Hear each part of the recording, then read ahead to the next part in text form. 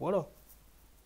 Et personnellement, vu la manière dont Allah subhanahu wa ta'ala parle des femmes du messager d'Allah sallallahu alayhi wa sallam, vous voyez, et en plus d'ailleurs, quand il dit que les femmes vertueuses sont obéissantes à leur mari. Donc, ben, déjà, pour être vertueuse, pour être pieuse, tout ça, il faut déjà comprendre ce qui est commandé. Vous voyez, et suivre, mettre en pratique. Et même, voilà. Donc, voilà. Donc, moi, personnellement, je suis en droit d'être en doute, en fait, de ces hadiths-là. Et je ne le fais pas juste par passion. Je ne dis pas, ah non, je crois pas, non, non. Non, non. Je ne suis pas. Vous voyez, je me base par rapport à ce que je vois du Coran, je lis du Coran. Déjà, le fait que l'âge de responsabilité, de maturité, de capacité de gérer soi-même ses propres affaires, voilà, c'est quelque chose c'est quelque chose qui est rappelé. Vous voyez, pour pouvoir obtenir en fait la gestion de ses affaires, de ses propres affaires, comme je vous l'ai dit, bah voilà, il y a ça à tenir en compte avant de confier à une personne la gestion, la clé de ses affaires. Il faut voir si la personne est en capacité, oui, de gérer ça. Et vous savez aussi que, euh, excusez-moi, Allah subhanahu wa ta'ala commande par exemple aux épouses de, de garder en fait en mémoire ce qu'il y a dans leur foyer, vous voyez, ce qu'il y a dans leur maison, de veiller à cela avec l'aide d'Allah, tabaraka wa ta'ala, de protéger en l'absence du mari par exemple. Donc, et Allah subhanahu wa ta'ala, vous voyez, quand il commande aux femmes du prophète de garder en mémoire, vous voyez, ces versets, c'est tout ça, et tout, etc. Allah subhanahu wa ta'ala ne s'adresse pas à des enfants, les gens.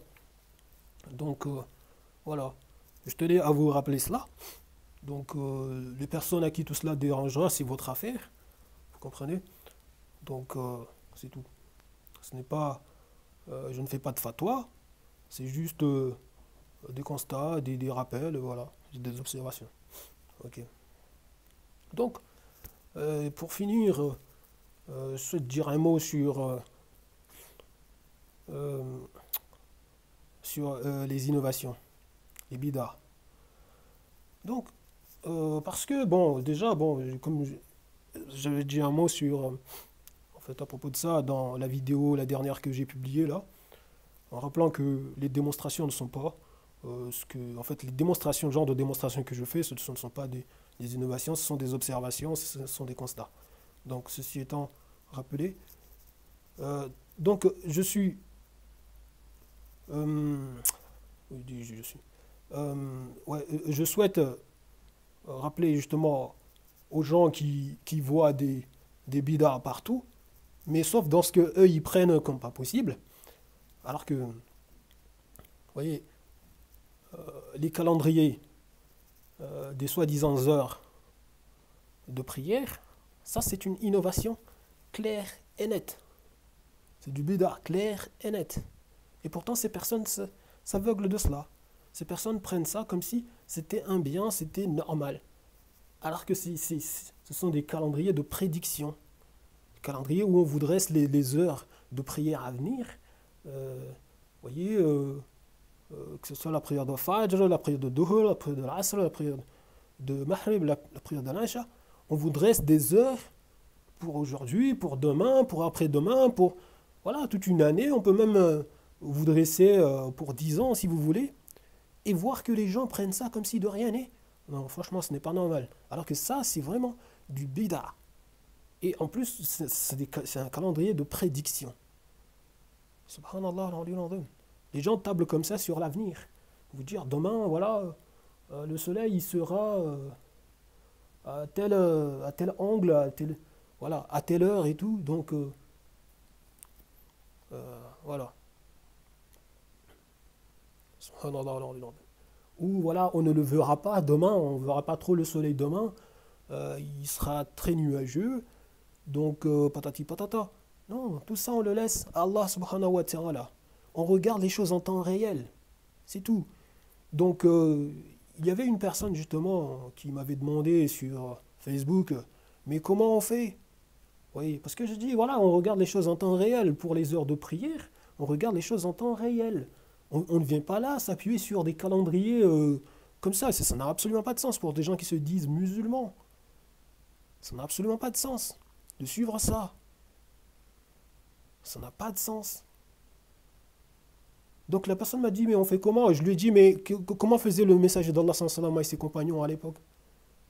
Ou voilà, tous ceux qui nous ont précédés, avant que les gens viennent à fabriquer leur truc, là, leur calendrier de prédiction, cette innovation qu'ils ont imposée partout. Et les gens le prennent comme si de rien n'est. Vous avez des gens qui se disent salafis ou je ne sais pas quoi. Et ils sont là à suivre ça, à se lever à partir de ça, etc. Mais les gens, il faut arrêter, quoi. Donc ça vient voir de l'innovation là où il n'y en a pas, là où il y a de l'innovation, non, ça s'aveugle de cela. Subhanallah, alors donc je vous rappelle, il faut suivre les choses en temps réel. Ok? Pas venir là avec des calendriers de prédiction. Pas, voilà, avec de l'innovation. Subhanallah. Il faut lever les yeux au ciel, regarder comment les choses.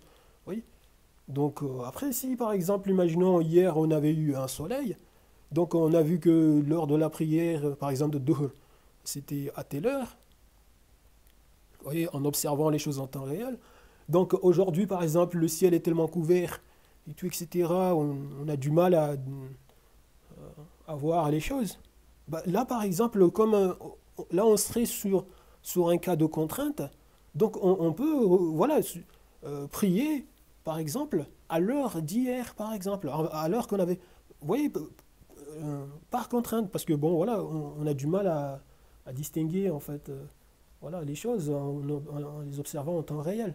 Donc, du coup, là, c'est comme si, voilà, il y a une permission qui serait là. Donc, on va se fier par rapport à ce qu'on avait fait, autant qu'on avait prié, en fait, la veille. Vous voyez. Donc, voilà.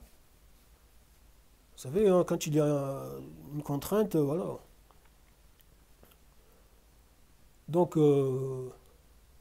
il y a une permission qui est là, par exemple. Et donc là, personnellement, je crois que quand on a le ciel tellement couvert, on ne peut pas. Donc, ce qu'on va faire, c'est, voilà, par exemple, de se fier au temps euh, qu'on avait prié la veille, quoi, par exemple. Vous voyez, c'est comme pour la, euh, pour la lune. Euh, lorsque,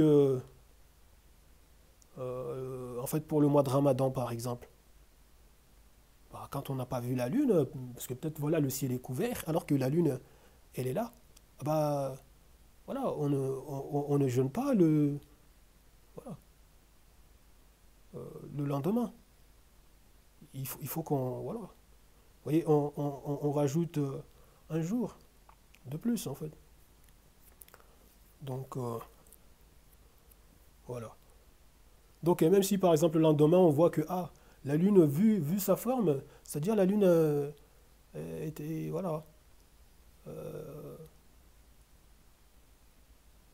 voilà, était là, en fait, la veille, tout ça. Si on l'avait vu, on aurait jeûné, en fait, le lendemain, mais comme on ne l'avait pas vu, bon, en fait, ça ne pose pas de souci, tout ça est pris en compte. Oui. Parce que là, en fait, ce sont des cas de contrainte, etc. Donc, les gens, il faut arrêter de chercher des histoires là où il n'y en a pas. Et là où il y a des problèmes, vous aveuglez, quoi. Subhanallah, bon, je vais m'arrêter là. Je vous remercie du temps que vous avez pris pour suivre ça et je vous dis salam.